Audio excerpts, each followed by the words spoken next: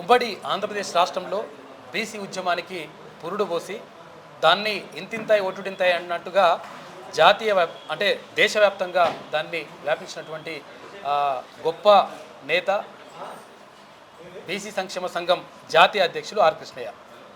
ఆయనతో మాట్లాడేటువంటి ప్రయత్నం చేద్దాం. ఆయన ఏమంటుండో ఇప్పుడు ఎమ్మెల్సీ ఎన్నికల నేపథ్యంలో ఆయన ఏమంటుండో ఒకసారి చూసేటువంటి ప్రయత్నం చేద్దాం. నమస్తే అండి. చెప్పండి, ఇప్పుడు ఎమ్మెల్సీ ఎన్నికలు జరుగుతూ ఉన్నాయి. నల్లగొండ, వరంగల్, తర్వాత ఖమ్మం పట్టభద్రుల ఎన్నికలకు సంబంధించి మొత్తం కూడా ప్రచారం నడుస్తుంది. మొత్తం హోరాహోరీగా నడుస్తుంది కథ అంతా.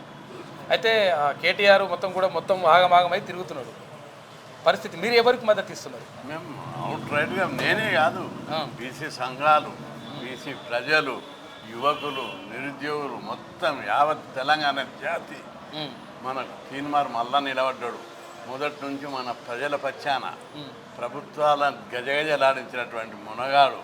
ఆయనకు మద్దతు ఇచ్చి గెలిపించుకున్నట్టయితే మనకు ఉద్యోగాలు వస్తాయి, మన సమస్యలు తీరుతాయి. ఈ దొంగల రాజ్యం లోపల వీళ్ళందరూ అక్రమాలు చేస్తుంటే వాళ్ళన్నింటినీ అరికడతాడు. కౌన్సిల్లో, అసెంబ్లీ కౌన్సిల్ లోపల నిలదీస్తాడు అందరినీ అని రాష్ట్ర ప్రజలందరూ. అంతేకాదు, ఎవరికి ఆపద వచ్చినా పోలీసులను, మంత్రులను, అధికారులను నిలదీస్తాడు. ఆయన పేరు చెప్తేనే గడగడలాడి ఇటు పెడతారు. చాలామంది ఉన్న పిల్లలు నాతో ఫోన్లో మాట్లాడారు ఖమ్మంలో. అన్న తీర్మానం వల్ల నాకు నువ్వు ప్రకటన చేయన్నా అన్నాడు. అంటే చేస్తుందని మళ్ళీ ఇప్పటికే నేను ఫోన్లో అందరికీ అట్లా కాదన్న, తీర్మానం వల్ల నిలబడ్డాడంటే ఇక్కడ ప్రజలకు ధైర్యం. ఆయన పేరు చెప్తే గడగడలాడతారు అందరూ. ఓ పోలీసులు పట్టకపోతే ఆయన పేరు చెప్తే వదిలిపెడతారు. రెండోది, ఆయన భూములు లాక్కున్న వాళ్ళకు, అన్యాయం జరిగిన వాళ్ళకు ఆయన గొంతై ప్రజల పక్షాన నిలబడి పోరాడిందని చెప్పి అన్నాడు.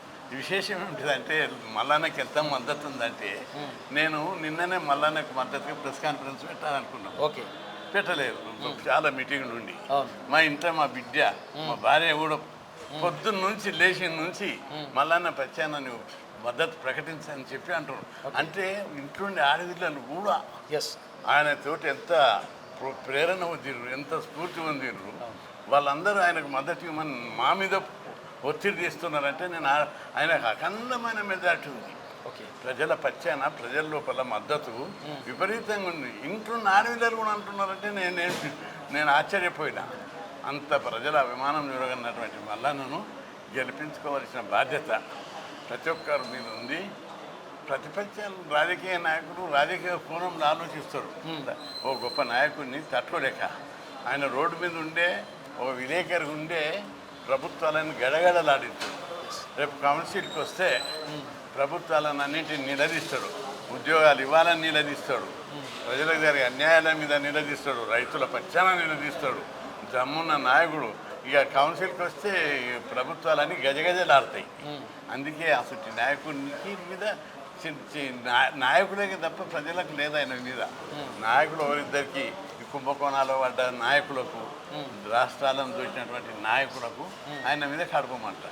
కానీ ప్రజలకు ఆయన దేవుని లేక చూస్తారు ప్రజలందరూ. ఆయన అంత గొప్ప నాయకుడు ఆయన. కేటీఆర్ అంటున్నాడు, అంటే ఏమంటుండంటే బిట్స్ కిరాణీలో చదువుకున్న ఆయన కావన్నా లేకపోతే బఠానీలు అమ్ముకున్న ఆయన కావన్నా అంటుండు. అంటే అసలు యాక్చువల్గా తీన్మార్ మళ్ళీ ఎక్కడెక్కడ చదువుకుంటే అక్కడ ఏది కాకతీయ యూనివర్సిటీలో ఆయన ఏది ఫిజికల్ ఎడ్యుకేషన్ కంప్లీట్ చేసిండు. ఆ తర్వాత ఉస్మాన్ యూనివర్సిటీ నుంచి ఎంసీజే చేసిండు, అంటే ఇక్కడ మాస్టర్ ఆఫ్ కమ్యూనికేషన్ జర్నలిజం చేసిండు. తర్వాత జేఎన్టీ నుంచి అదేది ఎంబీఏ చేసిండు. అంటే ఈ 3 యూనివర్సిటీలు ఆయనకు బఠానీలు అమ్ముకుంటున్న కనిపిస్తున్నాడు. ఏమంటారు, మీరేమంటారు? చాలా టూ మచ్ అది. దాన్ని మేము తీవ్రంగా ఖండిస్తున్నాం. అదే మొత్తం బీసీ సమాజాన్ని అవమానపరిచినట్టుగా భావిస్తున్నాం. ఏం బీసీలు అంటే బఠానీలు అమ్ముకుంటారా? వీళ్ళు భూ కబ్జాదారులా? వీళ్ళు రాష్ట్రాన్ని దోచుకుంటారా? లక్షల కోట్లు. ఏం తమాషాగా ఉందా? అన్నీ కక్కిస్తాం, కొన్ని రోజులు ఆగుండి మీరు. తీన్మార్ మల్లన్న ప్రజలను చైతన్యం చేశాడు, ప్రజల లోపల ఉద్యమం స్ఫూర్తి కలిగించాడు. అవినీతి రాజకీయ నాయకులకు సింహసంపన్నమైండు. వాళ్ళకు దేశ కుంభకోణాలను బయట పెట్టాడు. అవి భరించలేక తీన్మార్ మల్లన్న రియలైజ్ కాకుండా, గుణపాఠం నేర్చుకోకుండా ఇంకా ఇట్లా ఎత్తి చూపుతారా? ఏదన్నా ఉంటే ఎదుర్కోవాలి. ఆయన చేసిన ఆరోపణలకు నిజాయితీ నిరూపించుకోవాలి. అట్లా కాకుండా ఆయన మీద ఈ విధంగా అబండాలు వేయడం, బీసీల ఆత్మగౌరవాన్ని దెబ్బతీయడము. ఏదో మాదే, మీరు ఎంత ఉన్నారు ఈ గవర్నమెంట్లో, మీ జనాభా ఎంత? 60% లేదు, 56% ప్రజలను అవమానం చేస్తావా? బఠానీలు అమ్మేటోళ్ళ బీసీలు? ఇది పద్ధతి కాదు, మార్చుకోవాలి. బఠానీలు అమ్మేటోళ్ళే రేపు చూపెడతాను నీ సంగతి. ఇది మార్చుకోవాలి. బీసీలు అందరూ ఈ ఈ కేటీఆర్ ఇచ్చినటువంటి స్లోగన్కు రాష్ట్రంలో ఉన్న బీసీలు అందరూ మండిపడుతున్నారు. ఏమన్నా నువ్వు ఖండిస్తలేవు బీసీలను బఠానీలు అన్నాడు కేటీఆర్ అని అంటే ఖండిస్తా సమయం రాని అని చెప్పిన. వాళ్ళకు అయిపోయింది రాజ్యం, వాళ్ళ పోతలేదు, వాళ్ళ రాజ్యం కూడా క్లోజ్ అయింది. ఇక అట్లగే సమాధానం చేయాలి వాళ్ళకి సమాధానము నోరు వారేసుకుని కాదు. ఒకవేళ మరి నిజంగా తీర్మానం మల్లన్న ఇప్పుడు ఏంది అంటే భారతదేశ చరిత్రలో ఎవరు ఏని విధంగా తనకున్న ఆస్తులను తన పేరు మీద ఉన్న, తన భార్య పేరు మీద ఉన్న, పిల్లల పేరు మీద ఉన్న ఆస్తులు ఏవైతే ఉంటాయో 1,50,00,000 రూపాయలకు సంబంధించిన ఆస్తులని ప్రభుత్వానికి సిఎస్ పేరుతోటి బాండ్ పేపర్ రాసి ఇచ్చేసిండు. ఆల్రెడీ రాజకీయాల్లోకి వచ్చేటప్పుడు నేను చేస్తానన్నాడు, చేసిచ్చిండు. ఆ దమ్ము కేటీఆర్కి ఉందంటారా? ఆ దమ్ము ఉంటుంది. వాళ్ళకు లక్షల కోట్ల ఆస్తి ఉంది. వాళ్ళు కూడా ఆదర్శం తీసుకోవాలి. తీర్మార్ మల్లన్న తక్కువ ఆస్తి ఉంటే ఆ ఆస్తినే మొత్తం ప్రజలకు ప్రభుత్వానికి రాసిచ్చు. మరి వీళ్ళు రాజకీయ నాయకులు 100 తరాలు 10 తరాలు కాదు 100 తరాలు తింటే కూడా జరిగిన ఆస్తి ఉంది. మరి వాళ్ళు కూడా రాసిస్తే ఇంకా ఆదర్శంగా ఉంటుంది. అంతే. అంటే ఇప్పుడు ఏమంటారు అంటే ఆయన ఇప్పుడు కేటీఆర్ వచ్చి చెప్తున్నాడు 46 జీవోని రద్దు చేయాలి అటు అని చెప్పినట్టు ఆ జీవోని తీసుకొచ్చినట్టు వాళ్ళే ఎవరు కేటీఆర్ ప్రభుత్వం ఉన్నప్పుడే తీసుకొచ్చింది. చాలా పోరాటాలు చేసి పాప అభ్యర్థులు చేస్తే కనీసం దాని గురించి పట్టించుకోలేదు. దాన్ని అంటే మనం ఎట్లా చూడొచ్చు అంటే ఇప్పుడు ఎలక్షన్ రాగానే ఒక రకంగా మాట్లాడు, అప్పుడు ఎన్నికల ముందు ఒక రకంగా మాట్లాడడానికి ఎట్లా చూడొచ్చు? కావలసి అదంతా వీళ్ళకి ప్రజల సమాజం గురించి పట్టింపు లేదు. ఎట్లా గెలవాలనే దానికి అన్ని విలువలు తుంగల దొక్కి మానవ విలువలు లేవు, సమాజ విలువలు లేవు, నైతిక విలువలు లేకుండా అన్ని పక్కకి పెట్టి ఎట్లా గెలవాలని ప్రజలందరూ ఇప్పటికీ అందరికి గుణపాఠం ఎవరిని ఏడ కూర్చోబెట్టాలని అట్లా కూర్చోబెట్టారు. ఇక అందరు రాజ్యాలు పోయినాయి, వచ్చేది బీసీల రాజ్యమే. వీళ్ళు దొరల రాజ్యాలు దోపిడీ రాజ్యాలు అన్నీ పోయినాయి. ఇంకా నేర్చుకోవాలి, రియలైజ్ కావాలి. మీ రాజ్యాలు క్లోజ్ అయినాయి, ఇంకా ప్రజలు చేసిండ్రు, ఇంకా చేస్తారు. ఇక వచ్చేది బీసీల రాజ్యం. బీఆర్ఎస్ నుంచి రాకేష్ రెడ్డి, తర్వాత బీజేపీ నుంచి ప్రేమేందర్ రెడ్డి నిలబడ్డారు. ఆ తర్వాత ఇప్పుడు కాంగ్రెస్ పార్టీ నుంచి తీర్మార్ మల్లన్న ఉన్నారు. తీర్మార్ మల్లన్న ప్రజా యుద్ధ నౌక.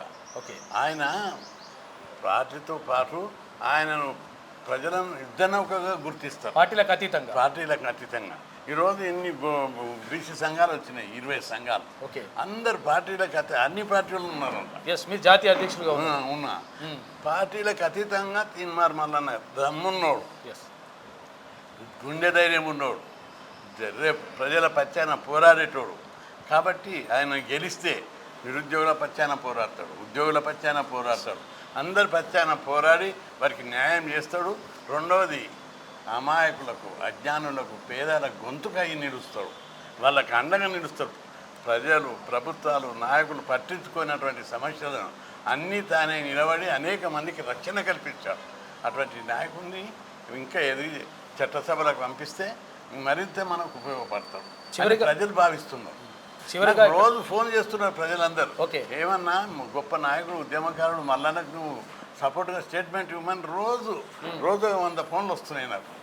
అంత మద్దతు ఉంది ఆయనకు. ఆయన భారీ మెజార్టీతో గెలుస్తారు. చెప్తే కదా ఇంతకు మంది ఇంట్లో పైసలు ఇస్తున్నారట వాళ్ళు. అంటే ఇప్పుడు కేటీఆర్ పైసలు వస్తారట, ఎవరిచ్చినా తీసుకోండి ఓటుకు, కానీ వేయకండి. నేను ఒకటే విజ్ఞప్తి చేస్తున్నాను, పైసలు ఉన్న వాళ్ళు అక్రమంగా సంపాదించిన వాళ్ళు ఇస్తారు, కానీ ఓట్లు వేయొద్దని మాత్రం నేను విజ్ఞప్తి చేస్తున్నా. అవసరమైతే పైసలు తీసుకొని వాళ్ళని వట్టియండి. అట్లా కూడా కొన్ని జాగాల్లో చేస్తున్నాం. మా వాళ్ళు పిల్లలు అందరూ అంటున్నారు పైసలు ఇచ్చేటువంటి పట్టుకొని లోపట్టేస్తామని, చాలా వేసి కొడతామని. చివరిగా ఈ నల్లగొండ, వరంగల్, ఖమ్మం పట్టభద్రులకు చివరిగా మీరు ఏం సందేశం ఇస్తారు? నల్లగొండ ఉద్యమాల కిల్ల, ఖమ్మం ఉద్యమాల కిల్ల, విప్లవాల కిల్ల, వరంగల్ విప్లవాల కిల్ల. ఇక్కడ ప్రజలు, యువత చాలా చైతన్యవంతులైన వాళ్ళు. నన్ను అందరూ అంటారు అసెంబ్లీ వలగొట్టిన రోజు. నేను 1978 అసెంబ్లీ వలగొట్టాను. రాష్ట్రాలు పెట్టాలి, గురుకులాలు పెట్టాలి, స్కాలర్షిప్ ఇవ్వాలి.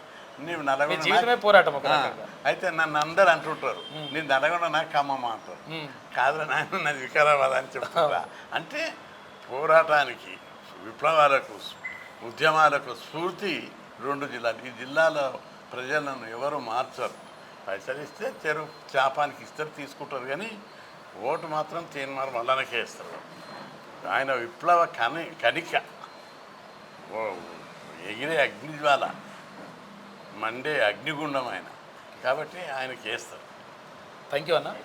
ఇది బీసీ సంక్షేమ సంఘం జాతీయ అధ్యక్షుడు ఆర్ కృష్ణయ్య చెప్తున్నటువంటి మాట, ఎట్టి పరిస్థితుల్లో తీర్మానాలను గెలిపించుకుంటాం, పార్టీలకు అతీతంగా అందరూ బీసీలందరూ కూడా ఏకం కావాలి, బీసీలనే కాదు అన్ని కులాలకు చెందినటువంటి వాళ్ళు కూడా ఏకం కావాలి. ఎందుకంటే ఒక మంచి మనిషిని, ఒక ప్రశ్నించే గొంతుకను, తర్వాత ప్రజా యుద్ధ నౌకను గెలిపించుకుంటే 100% మంచి జరుగుతుంది. కాబట్టి చట్టసభలకు పంపించడానికి నల్లగొండ, వరంగల్, ఖమ్మం పట్టభద్రులందరూ కూడా ఏకమై తీర్మానాలను గెలిపించాలని చెప్పేసి ఆర్ కృష్ణయ్య గారు అంటా ఉన్నారు.